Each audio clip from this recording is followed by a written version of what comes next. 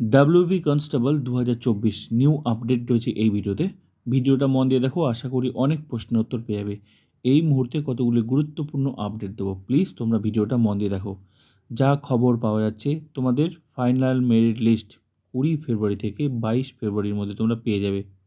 প্রবল সম্ভাবনা, যে কোনো সময় কিন্তু ওয়েবসাইটে তোমরা দেখতে পাবে।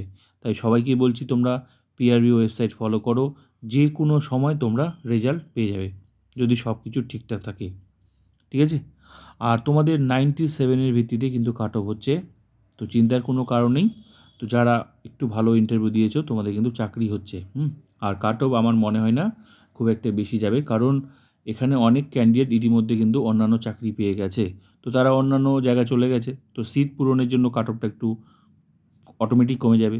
তো সিটগুলো তো পূরণ করতে হবে না। তো বেস্ট অফ লাক, তোমাদের চাকরি হচ্ছে।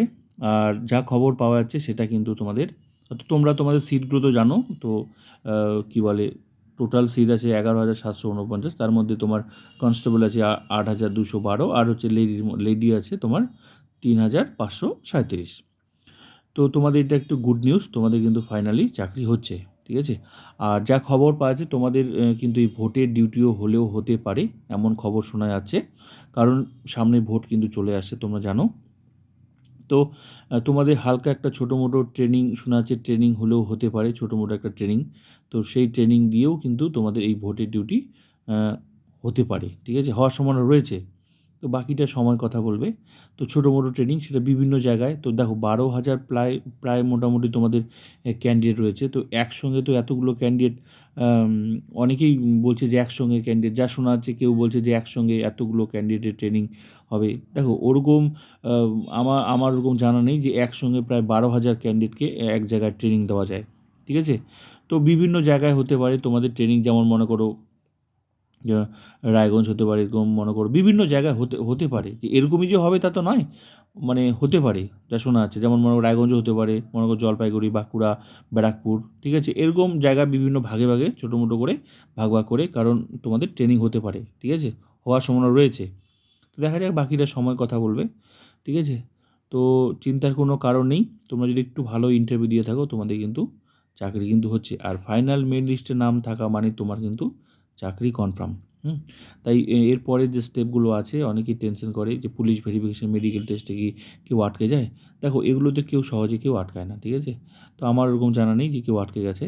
তো চিন্তার কোনো কারণ নেই, তোমরা অবশ্যই তোমরা কী বলে পিআরবি ওয়েবসাইট ফলো করো। হ্যাঁ, তোমাদের জন্য একটা খুশির খবর, শেষমেশ চাকরিটা তো হচ্ছে। তো কেস শোনা ছিল, কেসও কিন্তু এরকম আপডেট পাওয়া যাচ্ছে যে পিআরবির কিন্তু যে কেসটা চলছিল সেটা কিন্তু পিআরবির হচ্ছে একটা জয় হয়েছে। তো এতে তোমাদের রেজাল্টের যে একটা বাধা হচ্ছিল সেটাতে কিন্তু আর কোনো বাধা নেই, মানে নিয়োগ হওয়াতেও আর কোনো কিন্তু বাধা থাকলো না। এটা কিন্তু তোমাদের জন্য গুড নিউজ। আর একটা কথা, অনেকের টেনশন যে কেমন কেমন নাম থাকবে কি না ফাইনাল মেরিট লিস্ট। দেখো যারা মনে করো চাকরিটা পাবে না, চিন্তার কোনো কারণ নেই, তোমাদের কিন্তু নিউ ভ্যাকেন্সি কিন্তু আসার একটা প্রবল সম্ভাবনা রয়েছে। এবং কি 2026-এ দেখো, ভোটের আগে নাও হলেও হতে পারে, কিন্তু ভোটের পর কিন্তু তোমাদের একটা প্রবল সম্ভাবনা রয়েছে নিউ ভ্যাকেন্সি। তাই অবশ্যই এখানে যদি কেউ সাকসেস নাও হও, তোমরা অবশ্যই নতুন করে আবার চেষ্টা করো। অবশ্যই তোমরা নেক্সট ভ্যাকেন্সিতে তুমি চাকরি কিন্তু পাবেই। ঠিক আছে? তো চিন্তার কোনো কারণে, বেস্ট অফ লাক। তো 97-এ কিন্তু তোমাদের ফাইনালি কাট অফ হবে। তো দেখা যাক। তো অবশ্যই তোমরা ওয়েবসাইট কিন্তু ফলো করো।